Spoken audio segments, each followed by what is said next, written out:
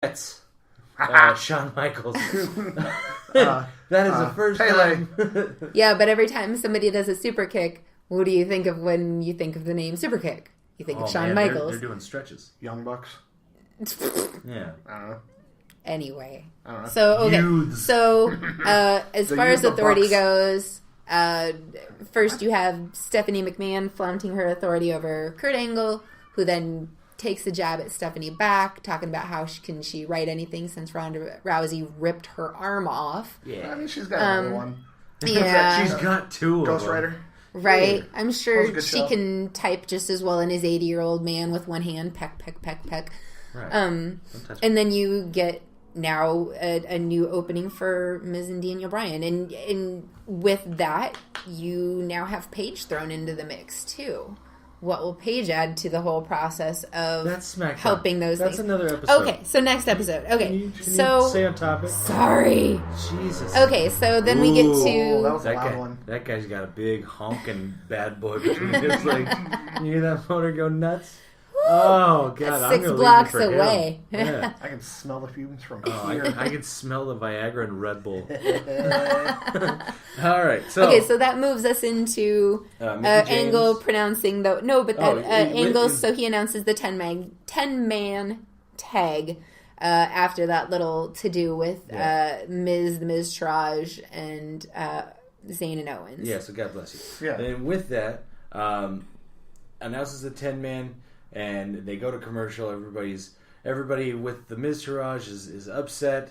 Everybody on Team Abs is ready to roll. And we roll into the next match, which is Mickie James versus Ember Moon. Which is a nice little, again, the girls kind of showing, like, we can do this too. Yeah. Like, watch me. That's probably the best bump off the Eclipse ever.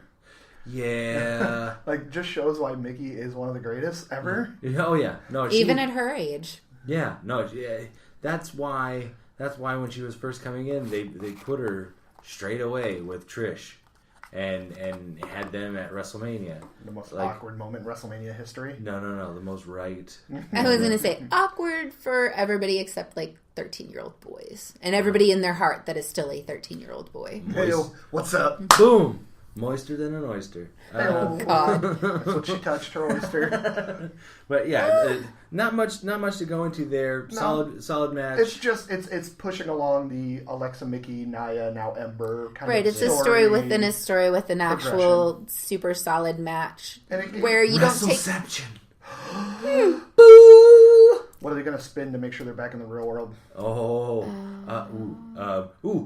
John Cena's world title belt. Hey! Oh, Yes! solid. Yes! Solid. I did it. I brought it back.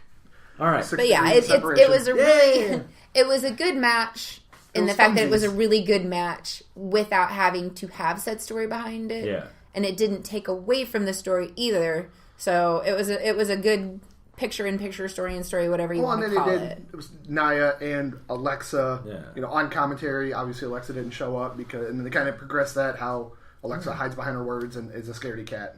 And on the other side of that too, I don't, with so many stories going on, I don't think every match has to have a friggin' story with it. No. There can be a few in there that are just like, hey, here's a little fun matchup. Enjoy. Yeah, A little break from trying to follow the other 17 storylines. Well, and it doesn't hurt, though, because Ember Moon just got pulled up, which I want to say called it, and also solid call-up.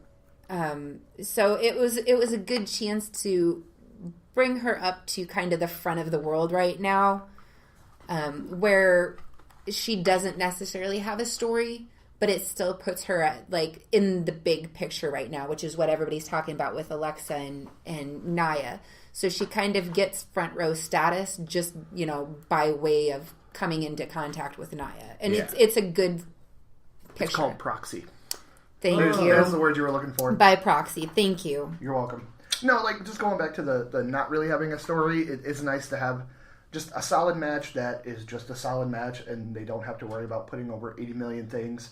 Just let them go out there and wrestle, have a solid match, and be donezo. Yeah. Now, I will say, rolling into the next segment, you had Ziggler out with Titus Worldwide, and Titus Worldwide's trying to pull him in. This is probably my favorite segment of the show. This, I would have to say, this is tied for favorite, and we'll get to what it's tied with here moving forward. But Ziggler coming over from SmackDown, Titus Worldwide trying to make the very smart acquisition of bringing Ziggler in as soon as his feet touch raw soil. Yeah. But Ziggler, respectfully declines, I think, and then quickly says, by the way, I am not coming here by my lonesome. And probably my favorite return / call up, because this man is a grown ass adult. Yeah. Like, he's 6'8", and just a thick dude. He's a giant of a man. In one Mr. Drew McIntyre. You gotta find other adjectives, because you just calling everybody a thick dude. It's making things weird. You're the one over here looking like Captain Awkward Hugs with that mustache. Awkward Hugs. So anyway, Ziggler says he's not here by his lonesome. Cue Drew McIntyre coming out, and what was awesome is they hit the Claymore and the zigzag at the same time on Apollo, and it was pretty. Yeah, it's probably the best double team move I've seen in a while. Well, and what made it even better for me was that they didn't have to change up anything. No, they used their two established moves and combined them. Oh, it was beautiful. I really did like the super kick to Titus with his head on the turnbuckle. Yeah, that was real nice. Yeah, it was a nice little punch up. And I really like the comparison people are doing, that it is the new age Shawn Michaels and Diesel. Yeah. And I really hope... My body is ready. I really hope this is where Ziggler can shine again. Yeah. He's kind of been regulated to 99 times out of 100 losing. And that's kind of made him, pardon the Shawn Michaels quote, lose his smile. Yeah. And I don't think he's as happy. He gets to travel the world, but when, you're coming out every week and a 12-year-old's like, oh, you're going to lose. Right. Like that, they have a job to do, and it's hard to have that suspension of disbelief and, is this where he's going to get it? Is this where he's going to get it? When he loses all the time. Yeah. So switching him over, giving him guys he can tear the house down with Balor and Rollins and all those guys in there, should be real good. Yeah. I'm ready to see if they do like the tag team thing, or if they have Ziggler come out with Drew as an enforcer, or vice versa. They could go a couple different avenues with that, and I'd be okay with it. I kind of hope they do the whole Shawn Diesel thing where it ends up them two for a title later on down the road, with one of them kind of not, maybe McIntyre's not getting the spotlight that he has earned or feels he earned, turns on Ziggler, and then those two would just tear it down. Yeah. It would be the hotness. For sure. I think the only thing you have to wonder there, though, is they've already got this, tag tournament going on to challenge the bar, and they've brought in the new tag teams, so you've got to wonder, what are they going to do with them? Are they going to let them be their individual people, or are they going to try to smush them into something that's already trying to be reworked and reestablished as we speak? Right. I think if they were going to pair them, I think it's too late. Not necessarily too late, but it definitely feels like it's coming after the giant smush of trying to push this whole tag thing together. I think they both deserve to have their shot at singles, but worst case scenario, we still get an awesome, result of having a tag team. Right. Just get two amazing workers just realizing that they both have been undervalued True. for all those years, and just coming out coming in and wrecking shop. Yeah. Either way it goes, it's going to have a good ending for everybody watching. Yeah. So like you said though with Ziggler, he's worked so hard and everybody's like, how he's going to lose.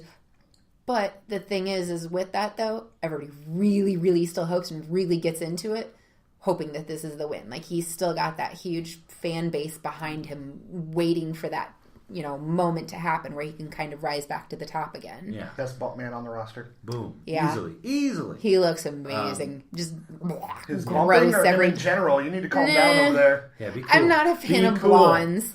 Oh, he's not a natural blonde. Not a fan of natural or dyed blondes. Fair enough. All right, next. And then that rolls us into a Reigns promo where he's in the ring. The doing his never-ending Reigns thing. moves. Yeah. And then Samoa Joe comes out and lets him know. Like, my favorite was when he said he's coming, or Samoa Joe says he's coming to put the big dog down. It's like, okay, all right, now you're getting PETA against you. Yeah. Joe's a very underrated mic man. Like, Yeah. he's really good at just getting the point across without saying a whole lot. Yeah. And just he's a naturally intense guy. Yeah. So, and those guys always had real good matches, and Reigns can't beat Joe, which I believe is a point he brought up in his promo. Yeah. So, I'm actually looking forward to seeing them kind of duke it out again. yeah. Then that takes us into Natalya versus Mandy Rose, which was a nice little like raw hello again to Natalya coming back.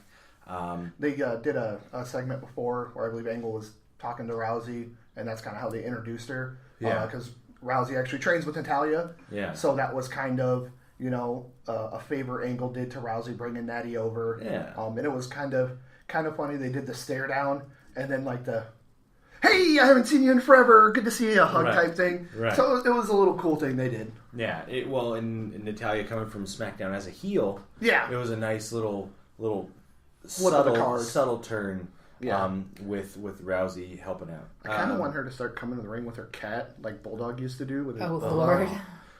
But leashed. Yeah, the cat's got to be leashed. Yeah. With like a spiked collar on it. Or and just stuff. have him in the cat carrier, so you just see That would actually be better. Just the a head paw just- coming out. What would be amazing though is if the cat cannot handle large crowds, and so the cat's just in the carrier. She's just carrying him down like hi, and then the cat in the like, calm down. Everybody listening. Oh fuck! He's got a paw coming out at fans. Right. Look, the cat's giving you high fives. No. Right, The cat's no. going to eat your face. That's a definite swat. And then after a while, like after a couple shows of like the cat being wily in the carrier, like then start having Natalya come down to the ring with the cat carrier, but like a stuffed cat in there, like sleeping. Like, oh, we gave her like Prozac or whatever. Like the cat's just kind of resting while we're out here. She loves being out here. Train the cat. Natalia just opens it and it just mauls the face.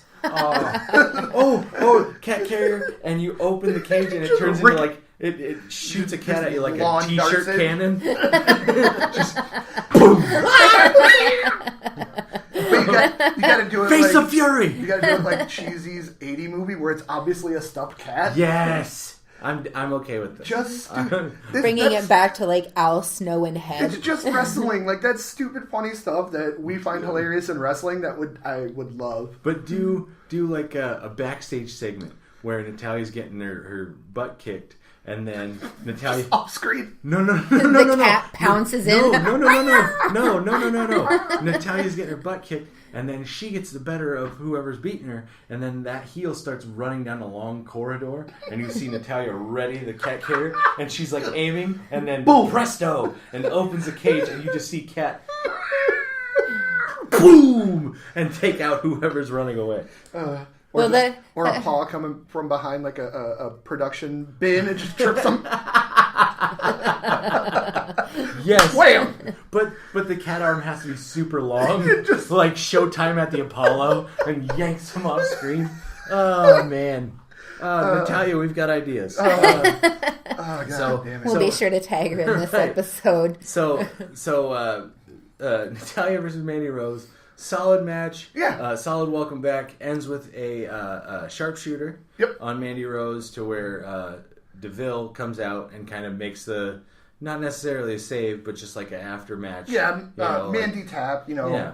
and then doing DeVille, the team thing comes in, starts putting the boots on her. yeah, DeVille comes in to help her partner, and then Rousey comes out for the save, which Power walking, yeah, not really a run, No. just like I really have to go to the bathroom power walk. It Like- was, like Mom- too. It was so bad. like a mom at the park, and she just heard one of the kids say ass. Yeah, Did Just like, you say a what? curse? Yeah, it was solid, like all shoulders and Yeah. angry strides, and it was great. But it wasn't even like angry strides. It was like Jenny said, like she had her pee real bad. Yeah. Like she was at the curtain going, oh crap, it's too late. Too late now. Here it goes. They've got free lemonade backstage. She was in I catering should too not long. have Yeah. stayed at that craft table so right. long. But that also went into a standoff I kind of really liked with, they kind of, Absolution kind of cowered.